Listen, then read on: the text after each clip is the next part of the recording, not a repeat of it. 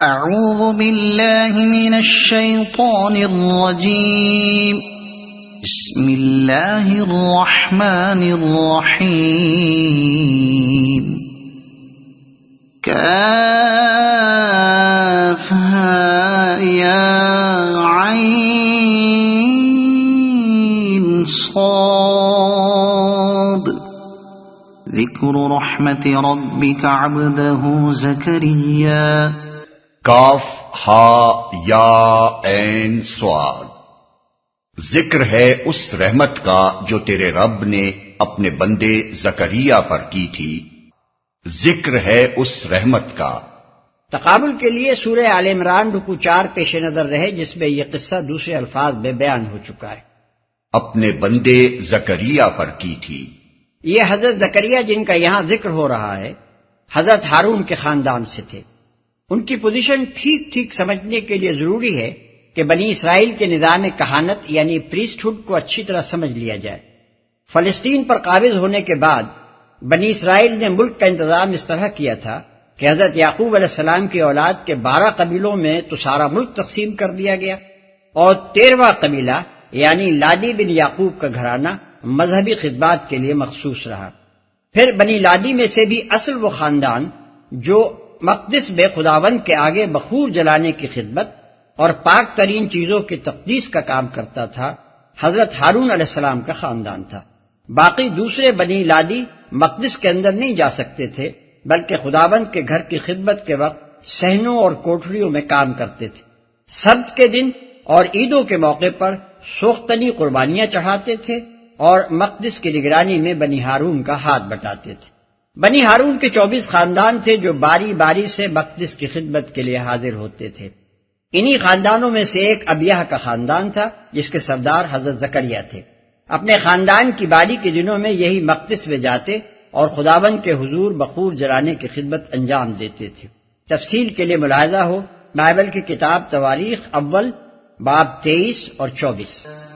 اذ نادى ربه نداء خفيا قال رب إني وهن العظم مني واشتعل الرأس شيبا ولم أكن بدعائك رب شقيا وَإِنِّي خِفْتُ الْمَوَالِيَ مِنْ وَرَائِي وَكَانَتِ امْرَأَتِي عَاقِرًا فَهَبْ لِي مِنْ لَدُنْكَ وَلِيًّا۔ کہ اس نے اپنے رب کو چپکے چپکے پکارا۔ اس نے عرض کیا، اے پروردگار، میری ہڈیاں تک گھل گئی ہیں اور سر بڑھاپے سے بھڑک اٹھا ہے۔ اے پروردگار، میں کبھی تجھ سے دعا مانگ کر نامراد نہیں رہا۔ مجھے اپنے پیچھے اپنے بھائی بندوں کی برائیوں کا خوف ہے اور میری بیوی بانجھ ہے۔ تو مجھے اپنے فضل خاص سے ایک وارث عطا کرتے۔ بھائی بندوں کی برائیوں کا خوف ہے۔ مطلب یہ ہے کہ ابیہ کے خاندان میں میرے بعد کوئی ایسا نظر نہیں آتا جو دینی اور اخلاقی حیثیت سے اس منصب کا اہل ہو جسے میں سنبھالے ہوئے ہوں۔ آگے جو نسل اٹھتی نظر آ رہی ہے اس کے لچھن بگڑے ہوئے ہیں۔ يَرِثُنِي وَيَرِثُ مِنْ آلِ يَعْقُوبَ وَاجْعَلْهُ رَبِّ رَضِيًّا۔ جو میرا وارث بھی ہو اور آل یعقوب کی میراث بھی پائے، اور اے پروردگار اس کو ایک پسندیدہ انسان بنا، آل یعقوب کی میراث بھی پائے۔ یعنی مجھے صرف اپنی ذات ہی کا وارث مطلوب نہیں ہے، بلکہ خانوادہ یعقوب کی بھلائیوں کا وارث مطلوب ہے۔ یا زکریا انا نبشرک بغلام اسمه یحیی لم نجعل له من قبل سمیا۔ جواب دیا گیا، اے زکریا، ہم تجھے ایک لڑکے کی بشارت دیتے ہیں جس کا نام یحییٰ ہوگا۔ ہم نے اس نام کا کوئی آدمی اس سے پہلے پیدا نہیں کیا۔ لوقا کی انجیل میں الفاظ یہ ہیں، تیرے کنبے میں کسی کا یہ نام نہیں۔ باب 1 آیت 61۔ قال رب أنى يكون لي غلام وكانت امرأتي عاقرا وقد بلغت من الكبر عتيا قال كذلك قال ربك هو علي هين وقد خلقتك من قبل ولم تك شيئا عرض کیا پروردگار بھلا میرے ہاں کیسے بیٹا ہوگا جبکہ میری بیوی بانجھ ہے اور میں بوڑھا ہو کر سوکھ چکا ہوں؟ جواب ملا ایسا ہی ہوگا، تیرا رب فرماتا ہے کہ یہ تو میرے لیے ایک ذرا سی بات ہے، آخر اس سے پہلے میں تجھے پیدا کر چکا ہوں جبکہ تو کوئی چیز نہ تھا۔ حضرت زکریا کے سوال اور فرشتے کے جواب کو نگاہ میں رکھیے، کیونکہ آگے چل کر حضرت مریم علیہ السلام کے قصے میں پھر یہی مضمون آ رہا ہے، اور اس کا جو مفہوم یہاں ہے وہی وہاں بھی ہونا چاہیے۔ حضرت زکریا نے کہا میں بوڑھا ہوں اور میری بیوی بانجھ ہے، میرے ہاں لڑکا کیسے ہو سکتا ہے؟ فرشتے نے جواب دیا کہ ایسا ہی ہوگا، یعنی تیرے بڑھاپے اور تیری بیوی کے بانجھ ہونے کے باوجود تیرے ہاں لڑکا ہوگا۔ اور پھر اس نے اللہ کی قدرت کا حوالہ دیا کہ جس خدا نے تجھے نیست سے ہست کیا، اس کی قدرت سے یہ بات بعید نہیں ہے کہ تجھ جیسے شیخ فانی سے ایک ایسی عورت کے ہاں اولاد پیدا کرے جو عمر بھر بانجھ رہی ہے۔ قال رب اجعلني آية قال آيتك ألا تكلم الناس 3 ليال سويا فخرج على قومه من المحراب فأوحى إليهم أن سبحوا بكرة وعشيا۔ زکریا نے کہا پروردگار میرے لیے کوئی نشانی مقرر کر دے۔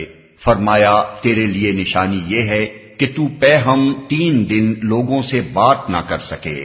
چنانچہ وہ محراب سے نکل کر اپنی قوم کے سامنے آیا اور اس نے اشارے سے ان کو ہدایت کی کہ صبح و شام تسبیح کرو۔ اس واقعے کی جو تفصیلات لوقا کی انجیل میں بیان ہوئی ہیں انہیں ہم یہاں نقل کر دیتے ہیں تاکہ لوگوں کے سامنے قرآن کی روایت کے ساتھ مسیحی روایت بھی رہے۔ یہودیہ کے بادشاہ ہیرودیس کے زمانے میں ابیہ کے فریق سے زکریا نام کا ایک کاہن تھا اور اس کی بیوی ہارون کی اولاد میں سے تھی، اور اس کا نام الیشبہ یعنی الزبتھ تھا، اور وہ دونوں خدا کے حضور راست باز اور خداوند کے سب احکام و قوانین پر بے عیب چلنے والے تھے، اور ان کے اولاد نہ تھی کیونکہ الیشبہ بانجھ تھی اور وہ دونوں عمر رسیدہ تھے۔ جب وہ خدا کے حضور اپنے فریق کی باری پر کہانت کا کام انجام دیتا تھا تو ایسا ہوا کہ کہانت کے دستور کے موافق اس کے نام کا قرعہ نکلا کہ خداوند کے مقدس میں جا کر خوشبو جلائے، اور لوگوں کی ساری جماعت خوشبو جلاتے وقت باہر دعا کر رہی تھی کہ خداوند کا فرشتہ خوشبو کے تدوہ کی داہنی طرف کھڑا ہوا اس کو دکھائی دیا، اور زکریا دیکھ کر گھبرایا اور اس پر دہشت چھا گئی، مگر فرشتے نے اس سے کہا کہ اے زکریا خوف نہ کر کیونکہ تیری دعا سن لی گئی۔ حضرت زکریا علیہ السلام کی دعا کا ذکر بائبل میں کہیں نہیں ہے۔ اور تیرے لیے تیری بیوی الیشبہ کے بیٹا ہوگا، تو اس کا نام یوحنا یعنی یحییٰ رکھنا، اور تجھے خوشی و خرمی ہوگی، اور بہت سے لوگ اس کی پیدائش کے سبب سے خوش ہوں گے کیونکہ وہ خداوند کے حضور میں بزرگ ہوگا۔ سورہ آل عمران میں اس کے لیے لفظ سیدن استعمال ہوا ہے، اور ہرگز نہ میں اور نہ کوئی اور شراب پیے گا، تقیًا، اور اپنی ماں کے بطن ہی سے روح القدس سے بھر جائے گا، اور بہت سے بنی اسرائیل کو خداوند کی طرف جو ان کا خدا ہے پھیرے گا، اور وہ ایلیا یعنی الیاس علیہ السلام کی روح اور قوت میں اس کے آگے آگے چلے گا کہ والدوں کے دل اولاد کی طرف اور نافرمانوں کو راست بازوں کی دانائی پر چلنے کی طرف پھیرے اور خداوند کے لیے ایک مستعد قوم تیار کرے۔ زکریا نے فرشتے سے کہا میں اس بات کو کس طرح جانوں کیونکہ میں بوڑھا ہوں اور میری بیوی عمر رسیدہ ہے۔ فرشتے نے اس سے کہا میں جبریل ہوں جو خدا کے حضور کھڑا رہتا ہوں، اور اس لیے بھیجا گیا ہوں کہ تجھ سے کلام کروں اور تجھے ان باتوں کی خوشخبری دوں۔ اور دیکھ جس دن تک یہ باتیں واقع نہ ہو لیں تو چپ کا رہے گا اور بول نہ سکے گا، اس لیے کہ تو نے میری باتوں کا جو اپنے وقت پر پوری ہوں گی یقین نہ کیا۔ یہ بیان قرآن سے مختلف ہے۔ قرآن اسے نشانی قرار دیتا ہے اور لوقا کی روایت اسے سزا کہتی ہے۔ نیز قرآن صرف 3 دن کی خاموشی کا ذکر کرتا ہے، اور لوقا کہتا ہے کہ اس وقت سے حضرت یحییٰ علیہ السلام کی پیدائش تک حضرت زکریا علیہ السلام گونگے رہے، اور لوگ زکریا کی راہ دیکھتے اور تعجب کرتے تھے کہ اسے مقدس میں کیوں دیر لگی۔ جب وہ باہر آیا تو ان سے بول نہ سکا، پس انہوں نے معلوم کیا کہ اس نے مقدس میں رویا دیکھی ہے، اور وہ ان سے اشارے کرتا تھا اور گونگا ہی رہا۔ لوقا باب 1 آیت 5-22۔ یا یحییٰ خذ الکتاب بقوة وآتیناہ الحکم صبیا۔ اے یحییٰ، کتاب الہی کو مضبوط تھام لے، ہم نے اسے بچپن ہی میں حکم سے نوازا۔ کتاب الہی کو مضبوط تھام لے۔ بیچ میں یہ تفصیل چھوڑ دی گئی ہے کہ اس فرمان الہی کے مطابق حضرت یحییٰ علیہ السلام پیدا ہوئے اور جوانی کی عمر کو پہنچے۔ اب یہ بتایا جا رہا ہے کہ جب وہ سن رشد کو پہنچے تو کیا کام ان سے لیا گیا۔ یہاں صرف ایک فقرے میں اس مشن کو بیان کر دیا گیا ہے جو منصب نبوت پر معمور کرتے وقت ان کے سپرد کیا گیا تھا، یعنی وہ تورات پر مضبوطی کے ساتھ قائم ہوں اور بنی اسرائیل کو اس پر قائم کرنے کی کوشش کریں۔ حکم یعنی قوت فیصلہ، قوت اجتہاد، تفقہ فی الدین، معاملات میں صحیح رائے قائم کرنے کی صلاحیت، اور اللہ کی طرف سے معاملات میں فیصلہ دینے کا اختیار۔ وحنانا من لدنا وزکاة وكان تقيا وبرا بوالديه ولم يكن جبارا عصيا وسلام عليه يوم ولد ويوم يموت ويوم يبعث حيا۔ اور اپنی طرف سے اس کو نرم دلی اور پاکیزگی عطا کی، اور وہ بڑا پرہیزگار اور اپنے والدین کا حق شناس تھا، وہ جبار نہ تھا اور نہ نافرمان۔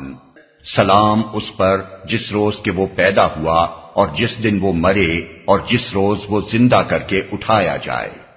نرم دلی اصل میں لفظ حنان استعمال ہوا ہے جو قریب قریب مامتا کا ہم معنی ہے، یعنی ایک ماں کو جو غائب درجے کی شفقت اپنی اولاد پر ہوتی ہے، جس کی بنا پر وہ بچے کی تکلیف پر تڑپ اٹھتی ہے، وہ شفقت حضرت یحییٰ علیہ السلام کے دل میں بندگان خدا کے لیے پیدا کی گئی تھی۔ حضرت یحییٰ علیہ السلام کے جو حالات مختلف انجیلوں میں بکھرے ہوئے ہیں، انہیں جمع کر کے ہم یہاں ان کی سیرت پاک کا ایک نقشہ پیش کرتے ہیں، جس سے سورہ آل عمران اور اس سورہ کے مختصر اشارات کی توضیح ہوگی۔ لوقا کے بیان کے مطابق حضرت یحییٰ علیہ السلام حضرت عیسیٰ علیہ السلام سے 6 مہینے بڑے تھے۔ ان کی والدہ اور حضرت عیسیٰ علیہ السلام کی والدہ آپس میں قریبی رشتہ دار تھیں۔ تقریباً 30 سال کی عمر میں وہ نبوت کے منصب پر عملاً مامور ہوئے، اور یوحنا کی روایت کے مطابق انہوں نے شرق اردن کے علاقے میں دعوت اللہ کا کام شروع کیا۔ وہ کہتے تھے، میں بیابان میں ایک پکارنے والے کی آواز ہوں کہ تم خداوند کی راہ کو سیدھا کرو۔ یوحنا باب 1 آیت 23۔ مرقس کا بیان ہے کہ وہ لوگوں سے گناہوں کی توبہ کراتے تھے اور توبہ کرنے والوں کو بپتسمہ دیتے تھے، یعنی توبہ کے بعد غسل کراتے تھے تاکہ روح اور جسم دونوں پاک ہو جائیں۔ یہودیہ اور یروشلم کے بکثرت لوگ ان کے معتقد ہو گئے تھے اور ان کے پاس جا کر بپتسمہ لیتے تھے۔ مرقس باب 1 آیت 4 اور 5۔ اسی بنا پر ان کا نام یوحنا بپتسمہ دینے والا یعنی جان دا بیپٹسٹ مشہور ہو گیا تھا۔ عام طور پر بنی اسرائیل ان کی نبوت تسلیم کر چکے تھے۔ متی باب 21 آیت 26۔ مسیح علیہ السلام کا قول تھا کہ جو عورتوں سے پیدا ہوئے ہیں ان میں یوحنا بپتسمہ دینے والے سے بڑا کوئی نہیں ہوا۔ متی باب 11 آیت 11۔ وہ اونٹ کے بالوں کی پوشاک پہنے اور چمڑے کا پٹکا کمر سے باندھے رہتے تھے، اور ان کی خوراک ٹڈیاں اور جنگلی شہد تھا۔ متی باب 3 آیت 4۔ اس فقیرانہ زندگی کے ساتھ وہ منادی کرتے پھرتے تھے کہ توبہ کرو کیونکہ آسمان کی بادشاہی قریب آ گئی ہے۔ متی باب 3 آیت 2۔ یعنی مسیح علیہ السلام کی دعوت نبوت کا آغاز ہونے والا ہے۔ اسی بنا پر ان کو عموماً حضرت مسیح کا ارحاس کہا جاتا ہے، اور یہی بات ان کے متعلق قرآن میں کہی گئی ہے کہ مصدقم بکلمۃ من اللہ، سورہ آل عمران آیت 39۔ وہ لوگوں کو روزے اور نماز کی تلقین کرتے تھے۔ متی باب 9 آیت 14، لوقا باب 5 آیت 33، لوقا باب 11 آیت 1۔ وہ لوگوں سے کہتے تھے کہ جس کے پاس 2 کرتے ہوں وہ اس کو جس کے پاس نہ ہو بانٹ دے، اور جس کے پاس کھانا ہو وہ بھی ایسا ہی کرے۔ محصول لینے والوں نے پوچھا کہ استاد ہم کیا کریں؟ تو انہوں نے فرمایا جو تمہارے لیے مقرر ہے اس سے زیادہ نہ لینا۔ سپاہیوں نے پوچھا ہمارے لیے کیا ہدایت ہے؟ فرمایا نہ کسی پر ظلم کرو اور نہ ناحق کسی سے کچھ لو اور اپنی تنخواہ پر کفایت کرو۔ لوقا باب 3 آیت 10 اور 14۔ بنی اسرائیل کے بگڑے ہوئے علماء فریسی اور صدوقی ان کے پاس بپتسمہ لینے آئے تو ڈانٹ کر فرمایا اے سانپ کے بچوں تم کو کس نے جتا دیا کہ آنے والے غضب سے بھاگو؟ اپنے دلوں میں یہ کہنے کا خیال نہ کرو کہ ابراہیم ہمارا باپ ہے۔ اب درختوں کی جڑوں پر کلہاڑا رکھا ہوا ہے، پس جو درخت اچھا پھل نہیں لاتا وہ کاٹا اور آگ میں ڈالا جاتا ہے۔ متی باب 3 آیت 7 اور 10۔ ان کے عہد کا یہودی فرما روا ہیرود اینٹی پوس جس کی ریاست میں وہ دعوت حق کی خدمت انجام دیتے تھے سرتاپا رومی تہذیب میں غرق تھا اور اس کی وجہ سے سارے ملک میں فسق و فجور پھیل رہا تھا۔ اس نے خود اپنے بھائی فلپ کی بیوی ہیرودیاس کو اپنے گھر میں ڈال رکھا تھا۔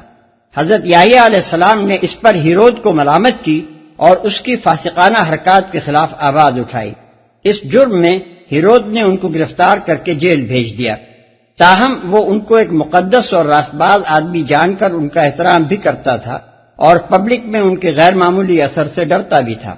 لیکن ہیرودیاس یہ سمجھتی تھی کہ یحییٰ علیہ السلام جو اخلاقی روح قوم میں پھونک رہے ہیں وہ لوگوں کی نگاہ میں اس جیسی عورتوں کو ذلیل کیے دے رہی ہے، اس لیے وہ ان کی جان کے در پہ ہو گئی۔ آخر کار ہیرود کی سالگرہ کے جشن میں اس نے وہ موقع پا لیا جس کی وہ طاق میں تھی۔ جشن کے دربار میں اس کی بیٹی نے خوب رقص کیا جس پر خوش ہو کر ہیرود نے کہا مانگ کیا مانگتی ہے؟ بیٹی نے اپنی فاحشہ ماں سے پوچھا کہ کیا مانگوں؟ ماں نے کہا کہ یحییٰ کا سر مانگ لے۔ چنانچہ اس نے ہیرود کے سامنے ہاتھ باندھ کر عرض کیا مجھے یوحنا بپتسمہ دینے والے کا سر ایک تھال میں رکھوا کر ابھی منگوا دیجیے۔ ہیرود یہ سن کر بہت غمگین ہوا مگر محبوبہ کی بیٹی کا تقاضا کیسے رد کر سکتا تھا؟ اس نے فوراً قید خانے سے یحییٰ علیہ السلام کا سر کٹوا کر منگوایا اور ایک تھال میں رکھوا کر رقاصہ کی نظر کر دیا۔ متی باب 14 آیت 3 اور 12، مرقس باب 6 آیت 17 اور 29، لوقا باب 3 آیت 19 اور 20۔